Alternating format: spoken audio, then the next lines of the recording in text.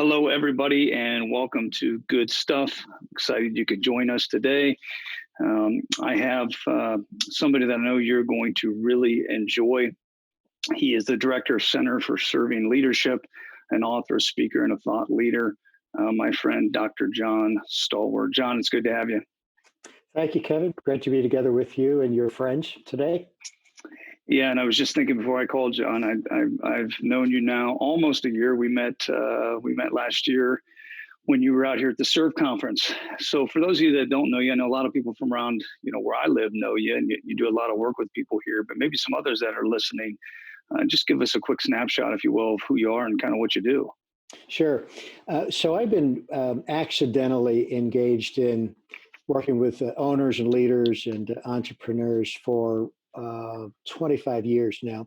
This all began, Kevin, when I was CEO of a large foundation in my city, Pittsburgh Leadership Foundation. I thought that the project of my life was developing, new ventures in the city to transform the lives of people and so forth. But what happened to me is I ended up spending a great deal of time in about 80 cities around the world, watching leaders very closely and observing they don't all behave the same.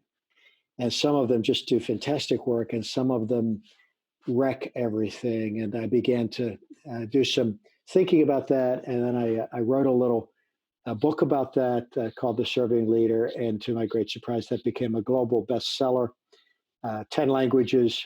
And ever since, I've been working particularly in the US and Asia, but yes, including a lot of time in and around your neighborhood in Berlin and Sugar Creek, but all over the world, working with leaders who are trying to improve their outcomes.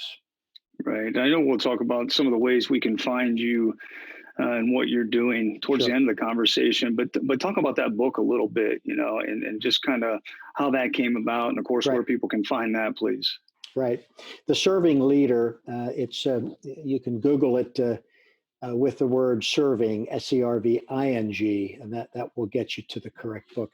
It was published about 18 years ago. It's in a second edition, and it captures what I'd learned from extraordinary leaders that I got to work closely with, over those many years around the world. And it's a short book. It's a story, but it's a book that walks through 5 key areas of behavior. We'll talk about that later, which I observed leaders were very intentionally practicing inside those organizations that were fantastic. And so, that went out and started getting picked up by hospitals and manufacturing companies like the rail division of Caterpillar and Honda and Cleveland Clinic. But it also went to China and other parts of Asia and Europe, and got picked up by leaders who were trying to solve their leadership problems. Yeah, great book, and I love the 5 actions, which you said we'll get to, of course. But I hope some leaders on this call end up picking it up as well, John. I know it'll benefit them.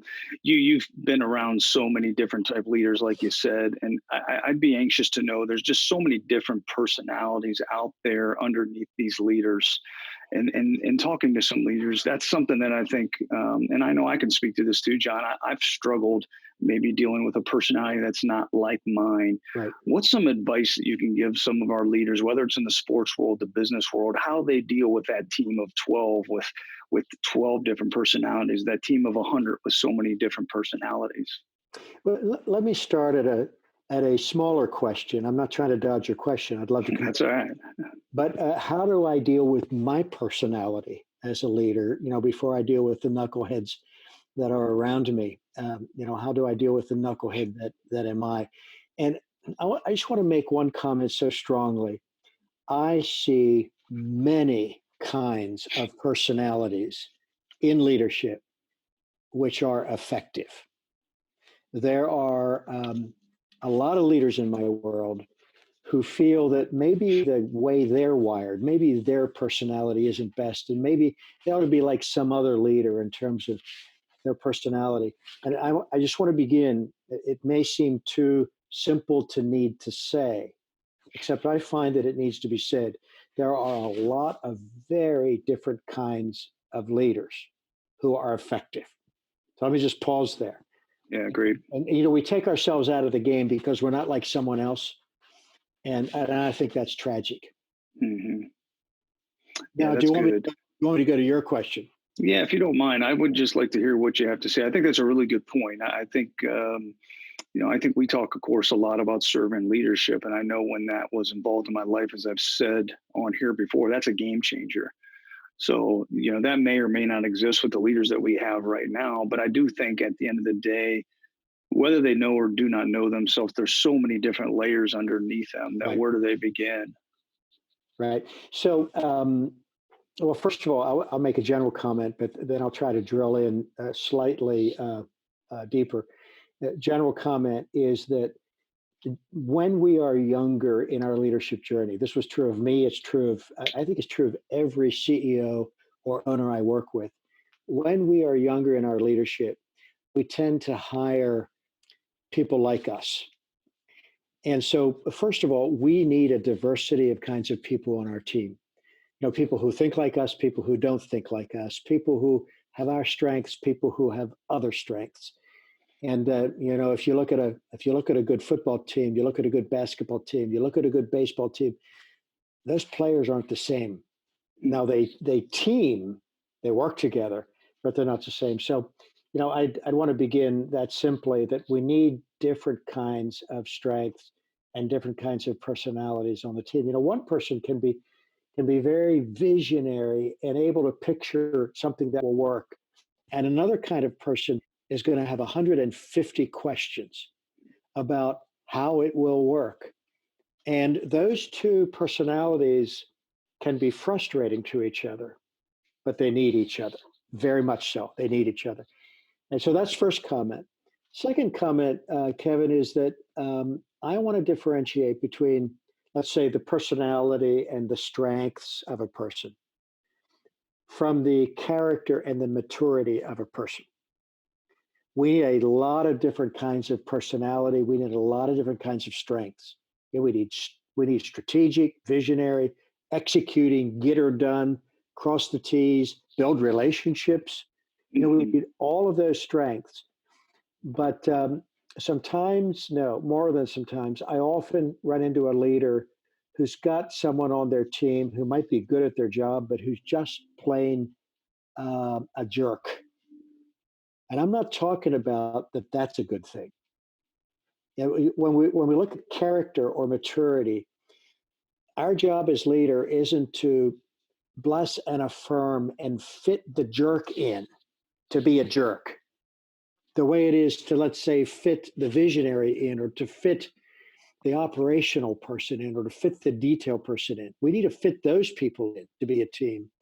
But on the character side, we have to deal with misbehavior and bad attitude and people who demean their coworkers and so forth. So we should separate character from strengths. I was at Honda with their North American Lean Consortium last year in Chattanooga, and I can't repeat exactly what the president of one of the Honda manufacturing suppliers said to me, because it involves a word that doesn't belong restated. What can I say? I'll use the word jerk. I'll say jerk instead of the word he used. He said, "Well, tell me, John, you're not telling us that you could fire someone just because they're a jerk." Now, he used a much worse word. Mm-hmm. And that was a leader who was confused because he was thinking about someone who really was misbehaving while doing good work. And we leaders need to deal with that stuff. But on the other hand, we need to fit differences of strength together. Yeah, that's an interesting point. So I guess that would lead into what would you say, is that a common mistake that you see as a leader, or are there certain mistakes that are common across the board that you would say leaders make that they can correct? Yeah, for sure. A couple of very common mistakes, and leadership mistakes are correctable. If we have our eyes open and we're willing to get feedback, and if we have enough ego strength to be embarrassed by our mistake and then say, "Let me fix that." Leadership mistakes are fixable.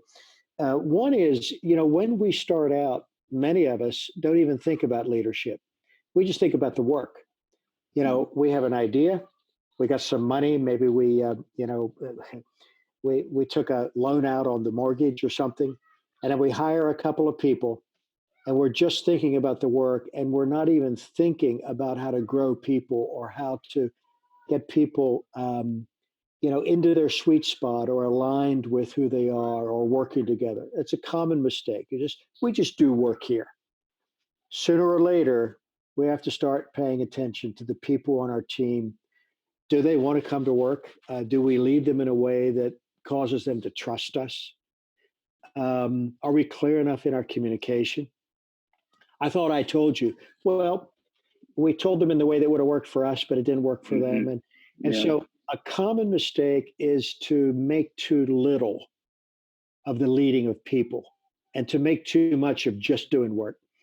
I already said another common mistake. Early on, we tend to hire people like us because birds of a feather flock together. And I Yeah. like being around people, who think like me.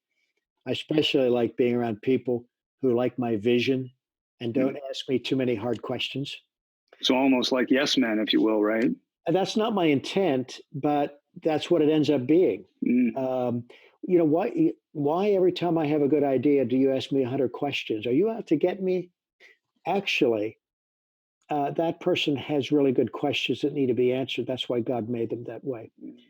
And I would say a third very common mistake is allowing yourself to get isolated. The burden is ours. The P&L statement is ours. The cash management is ours. The worry is ours. The sleeplessness is ours.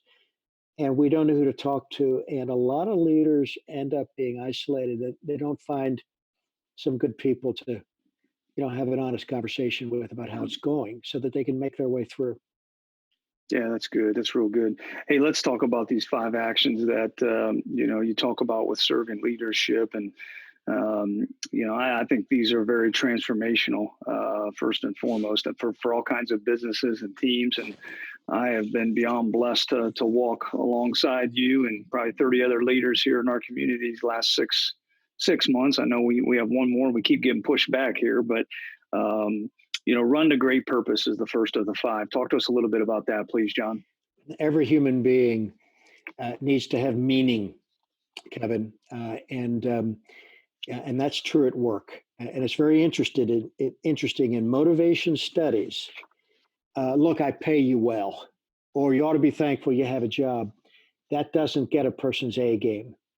If all you are doing to get a person to work hard is paying them and supervising them and what have you, and you're not helping them see the meaningfulness of what they do, the better contribution that person could make doesn't get made. They leave that part at home. They'll come in, clock in, do their job, clock out, but they won't bring their imagination or their brains. And in the servant leader framework, we teach how do you get that worker to wake up to the purposefulness of what they're doing. I love it. Next one, second one here is, when you capture people's hearts and empower that shared ownership. I really enjoyed this one, up and the pyramid. Right. So, we need to know, and again, there's a lot of research on this, but everybody who's listening has their own human experience and already knows the truth of this. We want to know that we're bringing, more than our hands, that we're being built, that we're being grown.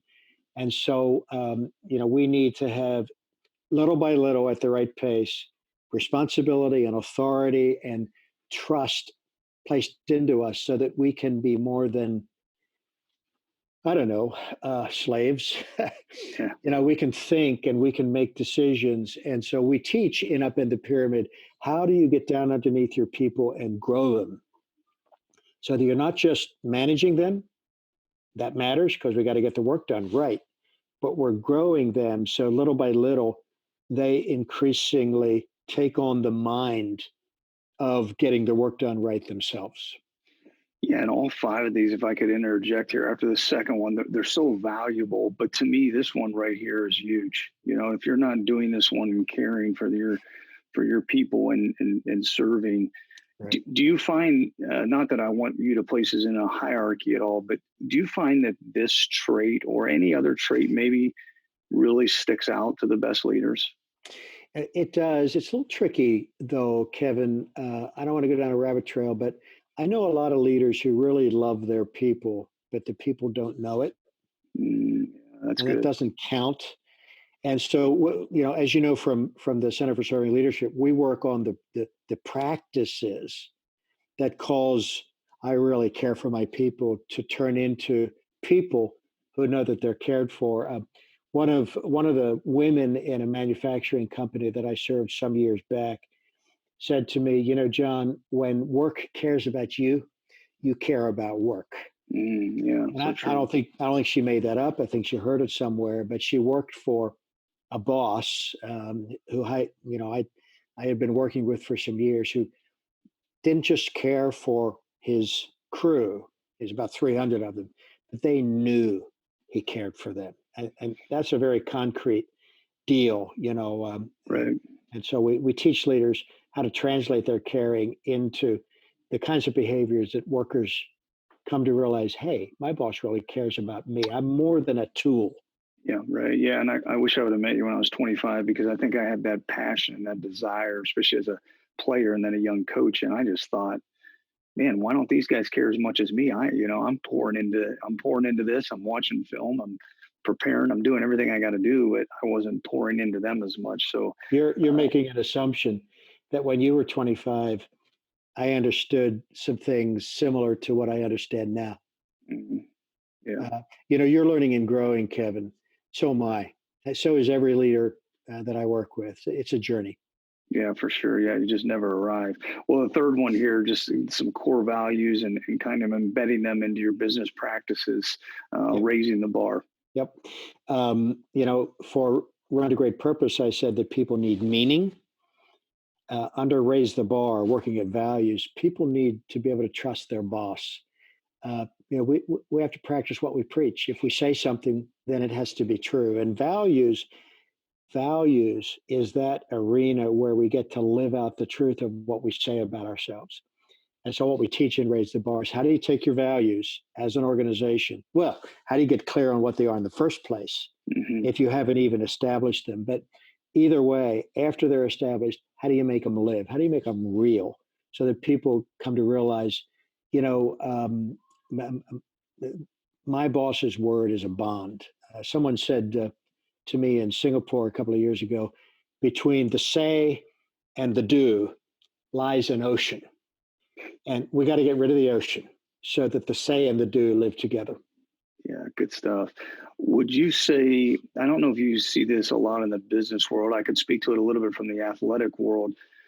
I feel like a lot of coaches are guilty of taking a saying, a quote, whatever, and throwing it up on the wall Right, right, and then hoping it just sticks. Is right. that a common practice that you see across the board? It's a common practice, and mostly it's a common practice because we leaders don't know how to translate that saying into the kind of action that makes it real. I'm not a critical person. When I see that happen, my assumption is no one showed them. Mhm. No one showed them. They care about that saying, but they don't know how to make that saying live because no one showed them. And there are a few people out there who throw slogans around because they're full of bull. May I say bull on Yeah, your that's channel? fine. Um, but most leaders use slogans because they care about, what they're trying to communicate. They just don't know how to bring it to life. And so And we how important teach it is. leaders how to. Yeah, Sorry. well, how that's okay. How important is it before we get to the fourth one here? How important is it, or is this something that you would say to be authentic, to truly be yourself and not try to be somebody you're not? It's very important. And authenticity is also a journey. It's the process of becoming real is a journey. And I know a lot of young leaders who admit that they feel like a fraud. Mhm. Well, they're not a fraud, but they feel a gap inside of themselves between maybe the way people see them and the way they know themselves to be. And so, you know, I would encourage people not to be anxious about authenticity. Life is a journey, and to the extent you can be real, to the extent you can tell the truth, you know, simple exercises in authenticity sound like this. For example, hey Bob, you know, yesterday I said this to you, and I shouldn't have. Mm. I'm sorry. You know, that's an authentic moment. Or um, you know, I said that this was going to happen. It didn't turn out that way. I was wrong. Um, Being real. A lot of leaders feel they have to keep a false front, play close to the vest, never let them see you sweat. And I don't want leaders to lay down their authority. I don't want leaders to play weak. You know, if you have, back to my earlier comment, if you got a jerk on your team, you're the boss, deal with them. You've got the authority to deal with them. I'm not talking about playing small or playing weak. I'm talking about playing honest. And we don't know everything. And we don't have to turn into a know nothing when we admit that we were wrong about something.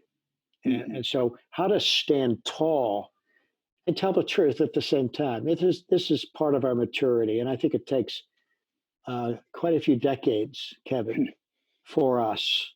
You know, the growing up process takes decades. Yeah, for sure.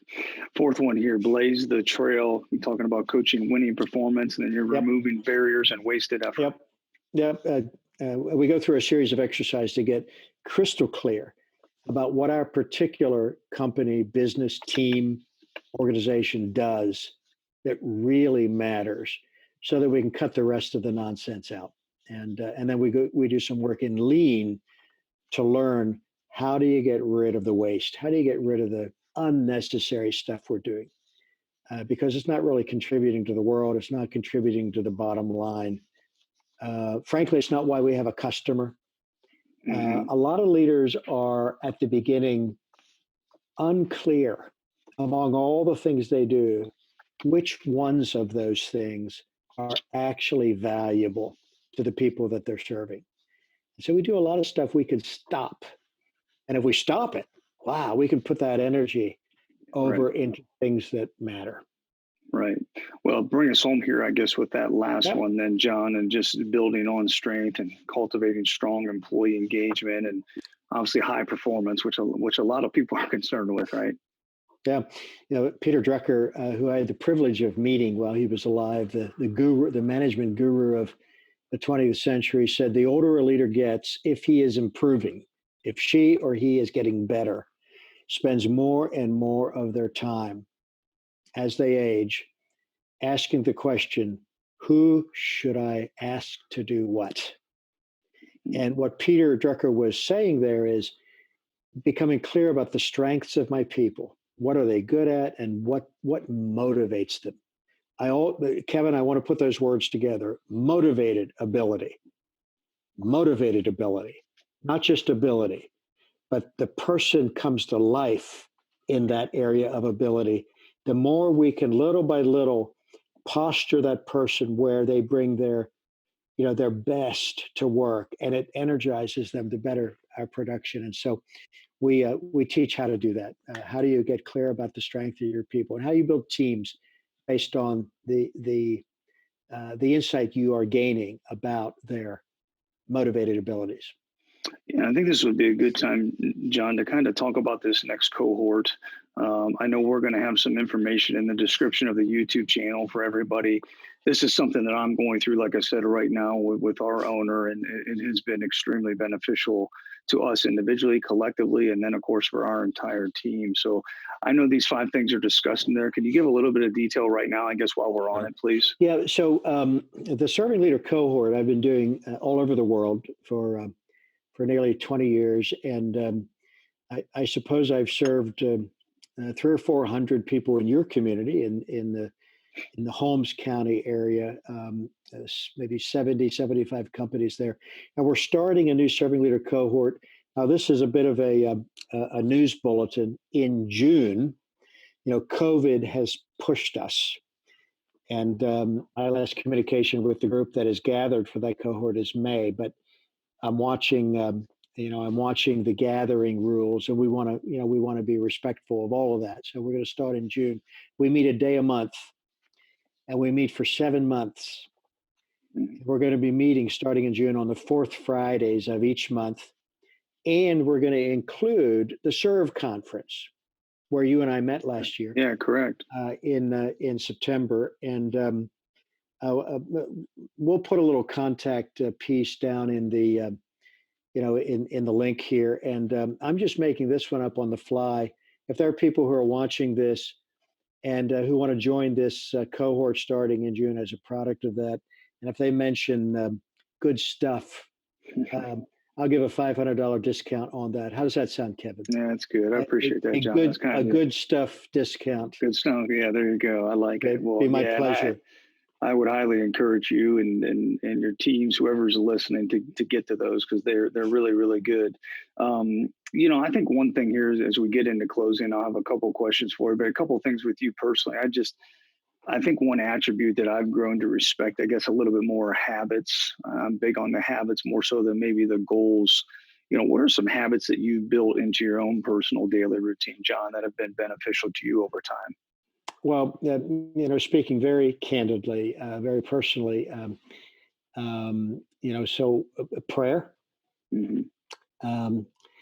scripture reading, another form of reading. This might wrinkle everybody's eyebrows, because I read some old books on a regular basis. Right now, I'm working on this little thing here, something that makes me think.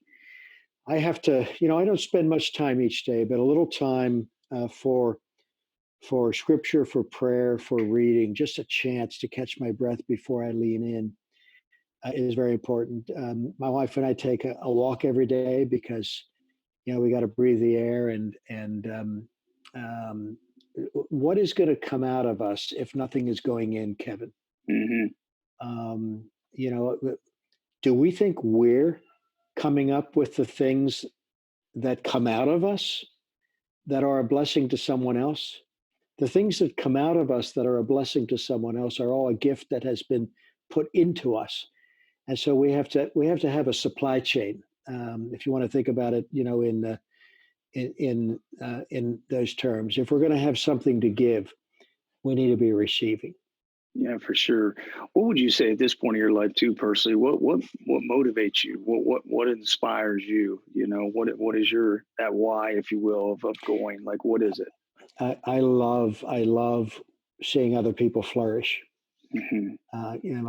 I get a thrill out of seeing other people get better, and it makes me super happy. And our work in businesses takes place in Asia and the U.S., but we also do work in Asia, Africa, and Latin America, because leadership is a problem everywhere.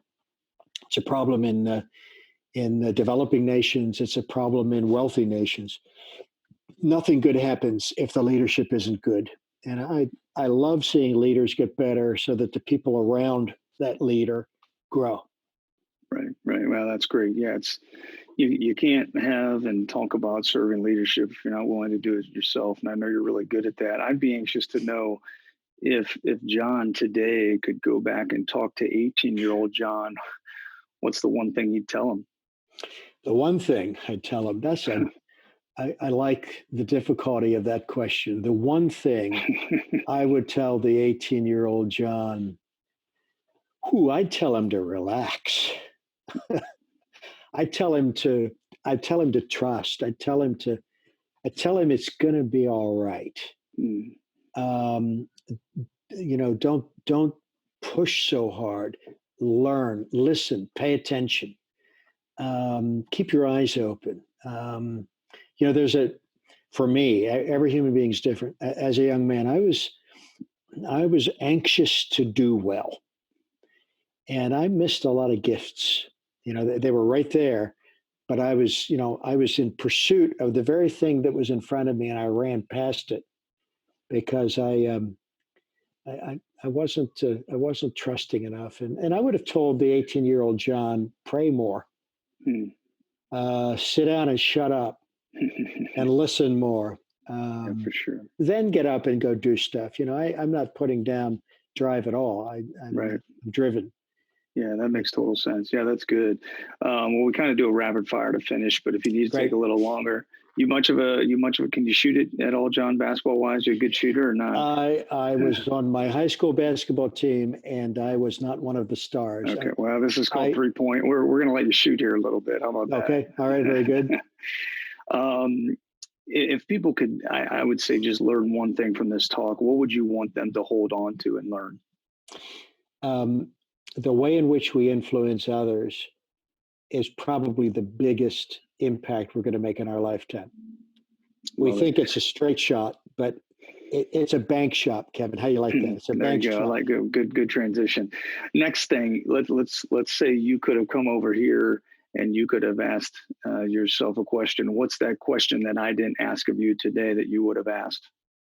I would have asked myself, and I'm cheating a little because over the years I've worked with a lot of high school and college students who've asked me this question.